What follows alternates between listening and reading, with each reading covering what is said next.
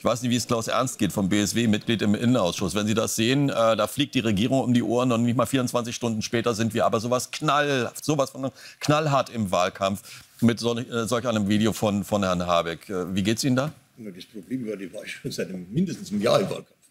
Die haben ja nur noch gegeneinander gearbeitet. Und das war das Problem, es war sichtbar. Ich war ja vorher Vorsitzender des Ausschusses für Klimaschutz und Energie, da hat es ja nur noch gehakt.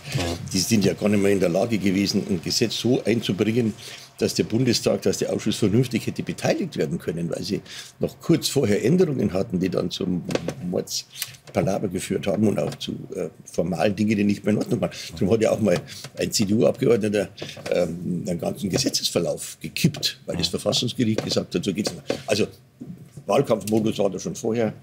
Die Grünen gegen die SPD. Zumindest, Herr Ernst, hat man ja versucht, irgendwie den Schein zu wahren. Aber nochmal auf die aktuellen Entwicklungen kommt.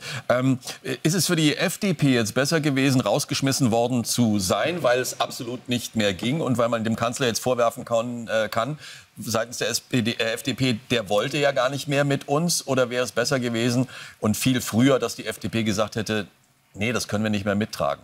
Das ist ja genau dieses Problem. Nach welchen Kriterien handelt eine Partei? Also die FDP, die handelt nach allen Kriterien, nur nicht nach dem, was für die Bürger des Landes vernünftig ist. Sondern die gehen einfach her und sagen, was ist für uns der beste Zeitpunkt? Wo ist die beste Krawallsituation, aus der wir positiv hervorgehen? Die Bürger spielen da gar keine Rolle mehr. Das ist das, was mich aufregt und übrigens auch die Bürger. Schauen wir auf die nähere Zukunft. Es wird zu Neuwahlen kommen, möglicherweise früher, möglicherweise später. BSW stellt sich wie auf, um dann richtig mitzumischen im Deutschen Bundestag? Also wir haben alle als Konkurrenten, und zwar zu Recht. Wir haben auf der einen Seite die SPD, die mit einem Kanzler angetreten ist, der faktisch nicht mehr handlungsfähig war, aber einen Verteidigungsminister, der uns kriegsfähig machen will. Das ist für uns unakzeptabel. Wir haben den Merz, der da gern noch einen draufsetzen würde. Vielleicht noch ein bisschen mehr Taurus oder noch ein bisschen mehr Waffen.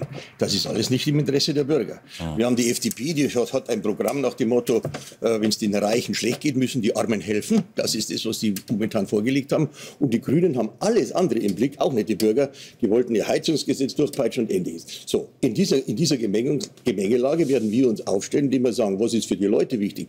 Da sind die Renten wichtig in der ersten Linie. Da ist die Frage wichtig, was kriegen Sie eigentlich für Ihr Geld? Wie ist die Entlohnung? Wie sind die Arbeitsbedingungen? Das ist wichtig. Wie ist das Gesundheitssystem aufgestellt?